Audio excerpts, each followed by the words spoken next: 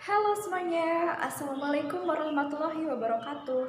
Perkenalkan, nama saya Aprilia Nur Aziza dari D3 Keselamatan dan Kesehatan Kerja Fakultas Vokasi Universitas Airlangga. Pada kesempatan kali ini, saya akan membahas tentang surveillance kesehatan kerja dari data kesehatan kerja PT X di Surabaya. Untuk lebih terangnya akan dijelaskan dan dipaparkan sebagai berikut.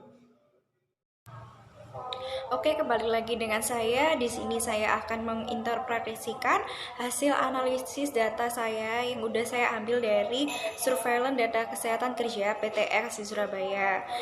Hasil kerja kami yang pertama, saya menganalisis tentang hasil pengukuran asam urat dan kolesterol pada pekerja di seluruh departemen.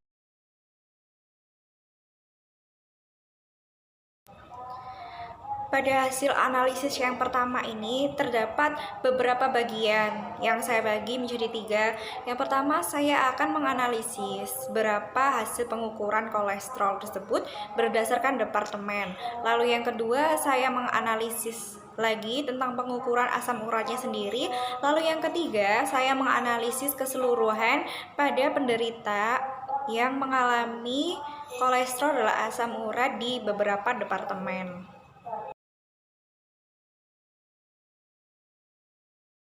Adapun hasil analisis dari diagram 1 yang akan dipresentasikan sebagai berikut. Yang pertama adalah rincian hasil pengukuran kolesterol yang didapatkan dari pengukuran pada pekerja di PTX Surabaya pada tahun 2018. Didapatkan hasil sebagai berikut. Departemen Plant Production terdapat 12 abnormal, 24 normal. Departemen Plant Technical terdapat 1 abnormal sama 0 normal. Lalu Departemen Plant Warehouse terdapat 2 abnormal sama 7 normal. Departemen Lab QC terdapat 2 abnormal sama 10 normal. Departemen HRD terdapat 2 abnormal sama 10 normal. Departemen EHS terdapat 1 normal, 1 abnormal, dan 9 normal. Yang terakhir adalah Departemen EHS terdapat 1 abnormal dan 9 normal. Berdasarkan penjelasan yang telah dipaparkan di atas, dapat diambil analisis bahwa pekerja yang mengalami kolesterol terbanyak pada Departemen Plant Production, yaitu sebanyak 12, dan terendah terdapat pada Departemen EHS dan Plant Technical, yaitu 1. Selisih antara keduanya adalah sebesar 11. Berikutnya, untuk yang normal atau tidak mengalami kolesterol, grafik tertinggi terdapat pada Departemen Plant Production lagi, yaitu sebanyak 24, lalu terendahnya yaitu 0. Jadi selisih antara yang tertinggi dan terendah sebesar 24. Lalu untuk berikutnya saya akan menjelaskan lagi masih tentang diagram 1, hasil analisisnya mengenai asam urat. Di sini saya akan membandingkan antara yang normal dan abnormal. Dapatkan data bahwa Departemen Plant Production terdapat 13 abnormal, 23 normal. Departemen Plant Technical terdapat 0 abnormal, 1 normal. Departemen Plant Warehouse terdapat 5 abnormal sama 4 normal. Lalu Departemen Lab QC terdapat 7 abnormal sama 5 normal. Lalu Departemen HRD terdapat 0 abnormal dan 12 normal. Departemen EHS terdapat 0 abnormal sama 10 normal. Berdasarkan penjelasan yang telah dipaparkan di atas, dapat dianalisis bahwa pekerja yang mengalami asam urat tertinggi terdapat pada Departemen Plant Production, yaitu sebanyak 13. Lalu untuk terendah terdapat pada Departemen EHS, HRD, sama Plant Technical, yaitu sebesar 0. Selisih antara keduanya yaitu 13. Berikutnya, kita masih berkutik pada hasil analisis pada diagram 1. Di bagian ini, saya akan menganalisis secara keseluruhan yang mengalami kolesterol dan asam urat. Adapun hasil rincian pengukuran secara keseluruhan baik itu yang mengalami kolesterol maupun yang mengalami asam urat sebagai berikut. Departemen Plant Production terdapat 25 abnormal, 47 normal. Departemen Plant Technical terdapat 1 abnormal dan 1 normal. Departemen Plant Warehouse terdapat 7 abnormal dan 11 abnormal. Departemen Lab KC terdapat 9 abnormal dan 15 abnormal. Departemen HRD terdapat 2 abnormal dan 22 abnormal. Departemen EHS terdapat 1 abnormal dan 19 abnormal. Berdasarkan penjelasan yang telah dipaparkan di atas, dapat diambil analisis bahwa pekerja yang mengalami kolesterol dan asam urat terbanyak terdapat pada Departemen Plant Production dengan hasil sebanyak 25 dan kasus kolesterol terendah di Departemen Plant Technical sebanyak 1. Selisih antara tertinggi dan terendah sebesar 24. Berikutnya, untuk yang normal atau tidak mengalami asam urat dan kolesterol, grafik tertinggi diperoleh di Departemen Plant Production yaitu sebanyak 47 dan terendahnya sebesar 1 di Departemen Plant Technical beserta Departemen EHS. Selisih antara keduanya yaitu 46. Berikutnya, saya akan menjelaskan hasil analisis dari diagram 2 yang telah dipaparkan di atas. Dari hasil analisis ini dapat diambil pokok pembahasan yang akan diinterpretasikan, yaitu mengenai hasil pengukuran vital sign terhadap pekerja berdasarkan usia dan departemen yang ada di PTX Surabaya pada tahun 2018.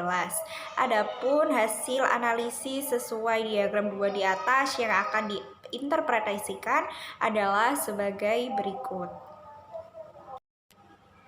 Adapun rincian hasil analisis yang pertama yaitu pengukuran vital sign pada pekerja berdasarkan umur dari keseluruhan departemen yang mengalami hipertensi. Pertama, dari Departemen Plant Production pada usia 25 sampai 34 tahun terdapat 0, 35 sampai 44 tahun terdapat 1, 45 sampai 54 tahun terdapat 2, 55 sampai 60 tahun terdapat 7, total keseluruhan terdapat 10. Departemen Plant Technical terdapat 55 sampai 60 tahun, sejumlah 0, totalnya adalah 0. Departemen Plant Warehouse 25 sampai 34 tahun sebesar 0, 35 sampai 44 tahun sebesar 0, 45 sampai 54 tahun sebesar 0, total yaitu 2. Lalu untuk Departemen Lab KC terdapat 25 sampai 34 tahun yaitu sebesar 0. Adapun rincian hasil analisis yang pertama yaitu pengukuran vital sign pada pekerja berdasarkan umur dari keseluruhan departemen yang mengalami hipertensi. Pertama, dari Departemen Plant Production pada usia 25 sampai 34 tahun terdapat 0, 35 sampai 44 tahun terdapat 1, 45 sampai 54 tahun terdapat 2, 55 sampai 60 tahun terdapat 7, total keseluruhan terdapat 10. Departemen Plant Technical terdapat 55 sampai 60 tahun, sejumlah 0, totalnya adalah 0. Departemen Plant Warehouse 25 sampai 34 tahun sebesar 0, 35 sampai 44 tahun sebesar 0, 45 sampai 54 tahun sebesar 0, total yaitu 2. Lalu untuk Departemen Lab KC terdapat 25 sampai 34 tahun yaitu sebesar 0. Lalu untuk pada Departemen Lab KC Pada usia 35 sampai 44 tahun terdapat 1, 45 sampai 54 tahun sebesar 1, 55 sampai 60 tahun terdapat 1. Total keseluruhan dari Departemen Lab KIC adalah 3. Lalu untuk Departemen HRD 25 sampai 34 tahun terdapat 2, 45 sampai 54 tahun terdapat 1, 55 sampai 60 tahun terdapat 1. Total keseluruhan Departemen HRD yang mengalami hipertensi yaitu 4. Departemen EHS 35 sampai 44 tahun terdapat 1, 45 sampai 54 tahun terdapat 1, 55 sampai 60 tahun terdapat 1. Total secara keseluruhan dari Departemen EHS yang mengalami hipertensi yaitu 3. Berdasarkan penjelasan yang telah dipaparkan di atas, dapat dianalisis bahwa pekerja yang mengalami hipertensi terbanyak terdapat pada Departemen Plant Production dengan hasil total sebanyak 10 orang dengan rentang usia yang 55 sampai 60 tahun sebagai penyumbang hipertensi tertinggi. Pada usia tersebut, dia menyumbang nilai hipertensi yang mengalaminya sebesar 7. Terus kasus hipertensi terendah terdapat pada Departemen Plant Technical sebanyak 0 pada rentang usia 55 sampai 60 tahun. Selisih antara tertinggi dan terendah dari hasil total sebesar 10 dan jika berdasarkan rentang usia sebesar 7. Berdasarkan penjelasan yang telah dipaparkan pada penjelasan sebelumnya, dapat diambil analisis bahwa pekerja yang tidak mengalami hipertensi terbanyak terdapat pada Departemen Plant Production dengan hasil total sebanyak 26 dan rentang usia yang sebagai penyumbang yang tidak mengalami hipertensi yaitu pada 25 sampai 34 tahun serta 45 sampai 54 tahun yaitu sebesar 7. Kasus yang tidak mengalami hipertensi atau normal terendah terdapat di Departemen Plant Technical sebanyak 1 dengan rentang usia 55 sampai 60 tahun. Selisih antara tertinggi dan terendah dari hasil total sebesar 25 dan jika berdasarkan rentang usia sebesar 6. Program yang pertama adalah memberikan kelonggaran waktu atau waktu luang bagi pekerja untuk melaksanakan olahraga. Lalu untuk program yang kedua, kita bisa memberikan pemeriksaan biometrik pada pekerja. Apa sih artinya pemeriksaan biometrik itu? Jadi pemeriksaan biometrik yang dimaksud adalah melakukan pengukuran tekanan darah, berat badan, tinggi badan, dan indeks massa tubuh secara berkala.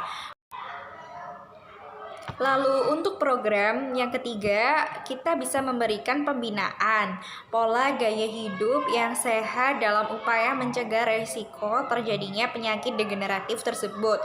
Misalnya yaitu kita mengadakan kelas memasak di perusahaan. Kelas memasak ini bertujuan untuk mengajak pekerja untuk turun dan ikut langsung dalam mengolah makanan yang sehat sehingga mereka juga tahu apa sih manfaatnya, gimana sih cara mengolahnya.